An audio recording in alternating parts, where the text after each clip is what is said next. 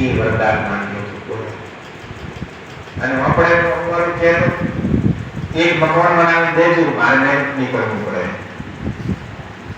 પસાડી તો ખેતર દેજો હે, મારા છોકરા લેવા જવું નહીં પડે. આ ભગવાન પ્રત્યે સાકારપણાનો સ્વાદ.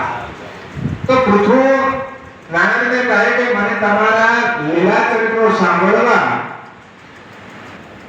એક કાન ઓછા પડે છે તો 10,000 કાન થાય, મારા રૂવાડાના છિદ્રોના કાનની સાંભળવાની શક્તિ પ્રાપ્ત થાય.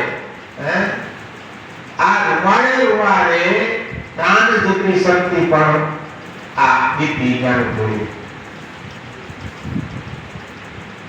પ્રભુ કહે કે તથાસ્તુ, પરમાત્માના શ્રવણ સિવાય જીવાત્માની મુક્તિ નથી, તે યાદ રાખજો. આ રૂવાડે ભગવાન અહીંયાને કાન અર્પણ દીધા ને, આટલી શક્તિ રૂવાડે દીધી કે રૂવાડામાંથી પણ એ અવાજ સંભળાય.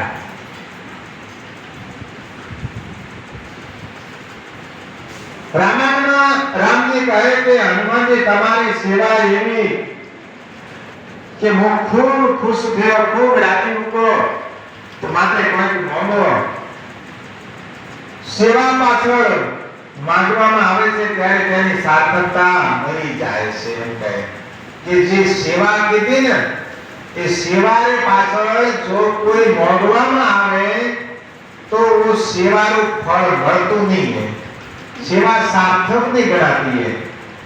મંદિરને આપણે આવો સેવા વાસ્તે આવો, પછી કહે કે ભાઈ બોલો કટરા લેણા, તો મેં કટરા દેવરા.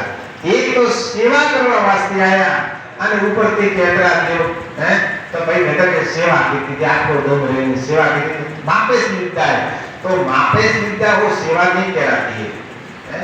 भगवान प्रत्येक देवरी सेवा करने का तो निस्वार्थ भाव की भगवान कहे के सेवा करनी. तो हनुमान जी महाराज कहे કે મેં તો સેવા કીધી, સેવા પાછળ જો લેવામાં આવે તો આ તો સેવાનું ફળ પણ જાય, તો માટે મારે કોઈ ચાલતું. આપણે માંગવું હોય તો મારા રૂવાડાના છિદ્રોમાં એવી શક્તિ આપો કે જ્યારે જપ કરવા બેસું ત્યારે રૂવાડામાંથી રામ રામ રામ રામ શબ્દો નીકળે. હું મોઢામાંથી જે એક શબ્દ બોલું ને, ઉગા હાથે 350 કરોડ જે રૂવાડા ને ઉગામાંથી 350 કરોડ એક હાથે શબ્દો નીકળે. એની મને શક્તિ રહ્યો કે જ્યારે જપ કરવા બેસો ત્યારે રૂવાડામાંથી રામ નામ નીકળે. હનુમાનજીના એક જાપે તેમના શરીરમાંથી 3.5 કરોડ જાપ નીકળે.